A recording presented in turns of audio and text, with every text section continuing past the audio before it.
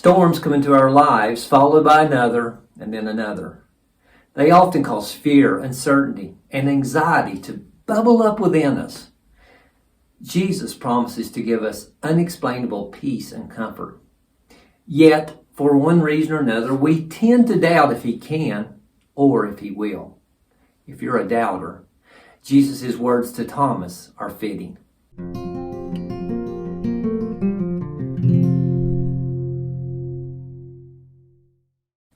Strange events have been happening after Jesus' crucifixion and burial.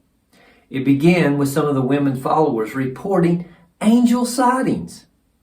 Peter and John run to the tomb only to find it empty. Confusion sets in, as does fear of being accused of stealing the body. The disciples gather in a safe house and lock the door in fear. We can only imagine the anxiety that they were going through. They were asking, what in the world is going on? Will we be arrested? If we're arrested, what will our families do? That's when it happened. Jesus shows up out of nowhere. The door is locked, but He's standing right there among them. And they're terrified. They think they're seeing a ghost. Jesus says, "Peace be with you," and their fears lessen. He shows them His wounded hands and His pierced side. And at this point, the disciples are overwhelmed with joy.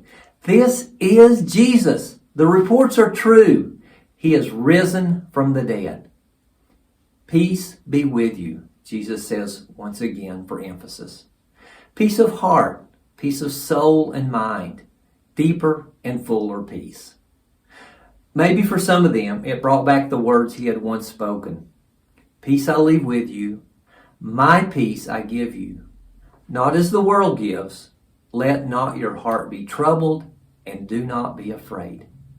Then breathing on them, He gives them the Holy Spirit.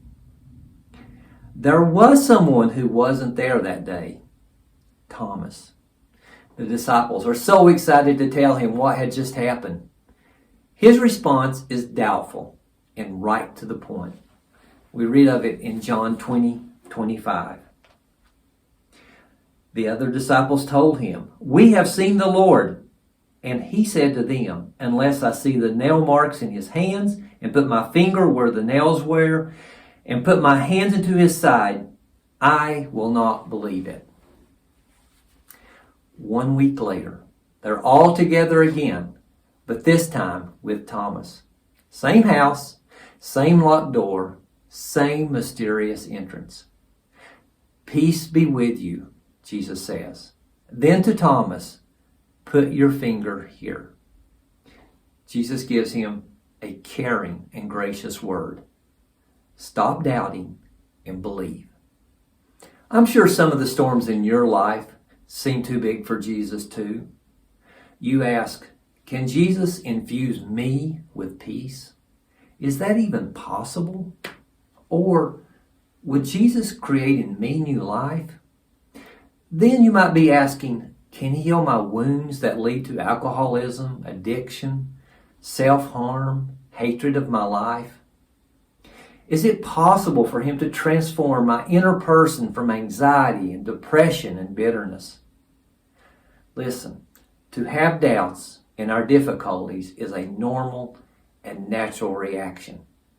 But let's come to our key spiritual insight. Let your doubts lead you toward Jesus rather than away from Him. Doubt will never be eliminated as part of our human condition. Realize, though, that there's a big difference between doubt and unbelief. Doubt says, I can't seem to believe. Unbelief says, I won't believe. Doubt is looking for the light. Unbelief is content with the darkness. Doubts can lead us away to confusion, fear, and unbelief, but they can also lead us to a deepened dependence on Jesus. Times of doubt bring us to the crossroads of giving in to unbelief or to continuing the journey of faith. They can either serve us or sink us. Much of it is our response. So let your doubts keep you headed in the right direction.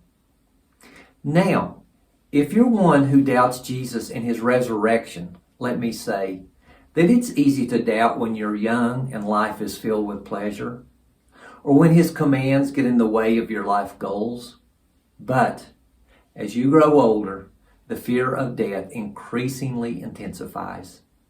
And no matter how many times you're told that it is up to you to make your own meaning in life, you long for something that's transcendent. Jesus' caring and gracious words are the same as they were to Thomas. Stop doubting and believe. You may be staggering in doubts at this very moment. Know that Jesus is not pointing an accusing finger or berating you, but he does bless those who have not seen him, yet have believed.